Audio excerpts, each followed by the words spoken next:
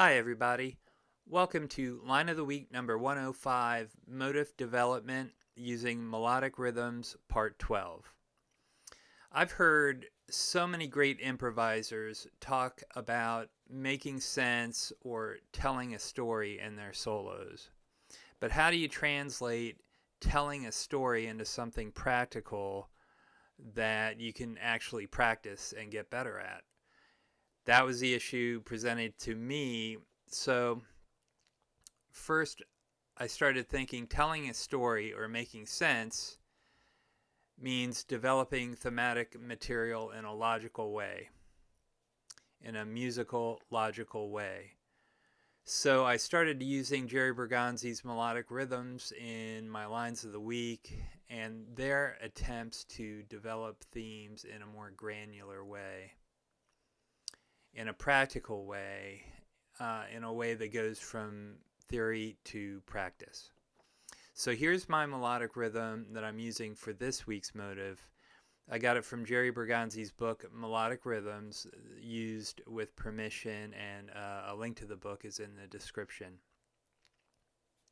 Here's the rhythm itself that I'm playing with a Guitar Pro backing track, just to make sure I'm getting the notes and the rhythm accurate.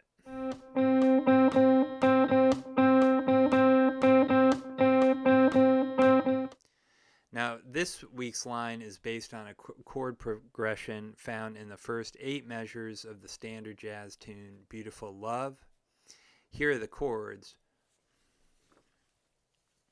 The chords are E minor 7 flat 5 to A7 sharp 5 to D minor to G minor 7 to C7 to F major 7. Here are the chord scales I'm using. G melodic minor to B flat melodic minor to D melodic minor to F major to D flat melodic minor to C pentatonic. Here's the line with the Guitar Pro backing track. Again, just to make sure I'm accurate with the time and the notes.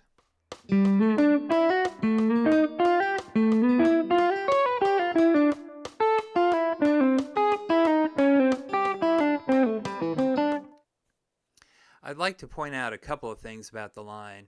First, again, I'm taking Jerry Bergonzi's melodic rhythm as the rhythmic part of the motive. Then I'm just putting notes to the melodic rhythm. The notes I'm using are from the harmony of the tune, specifically the chord scales that I use to fit the harmony of the tune. Even more specifically, I'm using notes from the fingerstyle chord scale shapes that I use to fit the harmony of the tune. So I would point out first that my fingerstyle chord scale shapes give my lines a certain cohesion to begin with, because there's a certain pattern that the chord scale fingerstyle shapes I use follow. Also, I'd like to point out in this line that the notes in measures 4 and 8 just represent an extension of the original motive of development. Finally, in measures 5, 6, and 7, you have the high notes A flat, and G circled in red.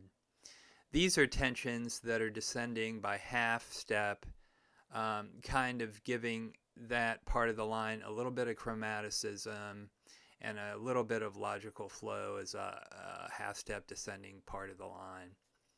So thank you very much for listening, and we'll see you next week.